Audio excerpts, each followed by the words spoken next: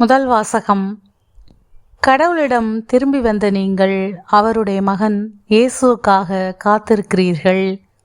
திருத்தூதர் பவுல் தெசலோனிக்கருக்கு எழுதிய முதல் திருமுகத்திலிருந்து வாசகம். அதிகாரம் 1, இறை திருவசனங்கள் 1 முதல் 5 மற்றும் 8 முதல் 10 முடிய. சகோதர சகோதரிகளே, தந்தையாம் கடவுளோடும் ஆண்டவராம் இயேசு கிறிஸ்துவோடும் இணைந்து வாழ்கின்ற தெசலோனிக்க சபைக்கு பவுலும் சில்வானும் திமோத்தேயுவும் எழுதுவது. உங்களுக்கு அருளும் அமைதியும் உரித்தாகுக. நாங்கள் இறைவனிடம் வேண்டும் பொழுது இடைவிடாது உங்களை நினைத்து உங்கள் அனைவருக்காகவும் என்றும் கடவுளுக்கு நன்றி கூறுகிறோம்.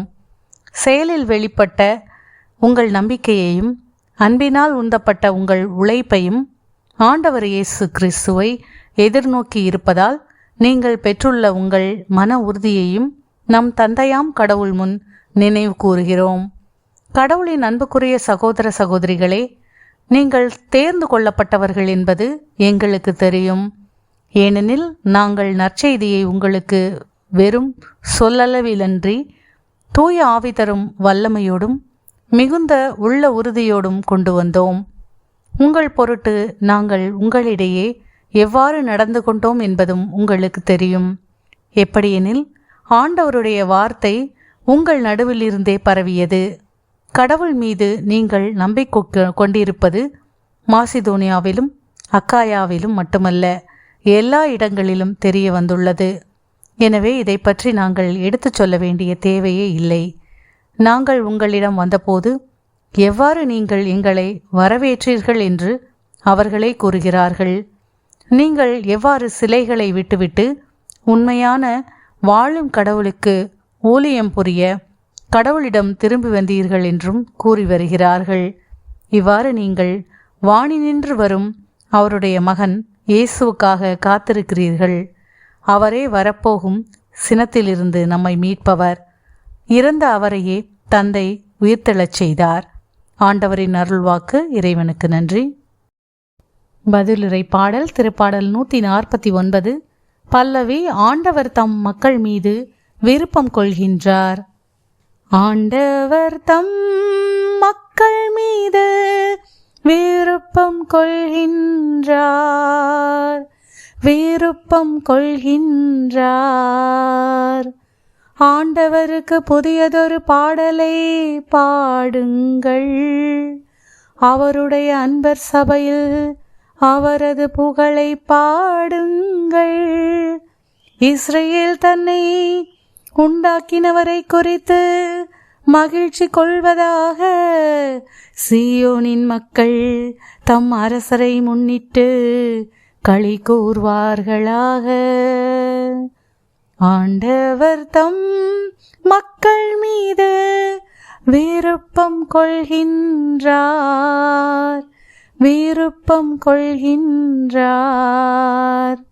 நடனம் செய்து அவரது பெயரை போற்றுவார்களாக. மத்தளம் கொட்டி யாழிசைத்து அவரை புகழ்ந்து பாடுவார்களாக. ஆண்டவர் தம் மக்கள் மீது விருப்பம் கொள்கின்றார். தாழ்நிலையிலுள்ள அவர்களுக்கு வெற்றி அளித்து மேன்மைப்படுத்துவார். ஆண்டவர் தம் மக்கள் மீது விருப்பம் கொள்கின்றார், விருப்பம் கொள்கின்றார். அவருடைய அன்பர் மேன்மையடைந்து களி கூர்வாராக. நெத்தைகளில் சாய்ந்து மகிழ்ந்து கொண்டாடுவாராக. அவர்களின் வாய் இறைவனை ஏத்தி புகழட்டும். இத்தகைய மேன்மை ஆண்டவர் தன் அன்பர் அனைவருக்கும் உரித்தானது. ஆண்டவர் தம் மக்கள் மீது விருப்பம் கொள்கின்றார், விருப்பம் கொள்கின்றார். நற்செய்தி வாசகம்.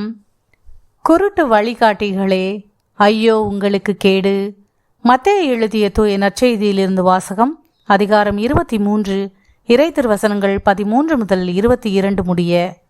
அக்காலத்தில் இயேசு கூறியது: வெளி வேடக்கார மறைநூல் அறிஞரே, பரிசேயரே, ஐயோ உங்களுக்கு கேடு!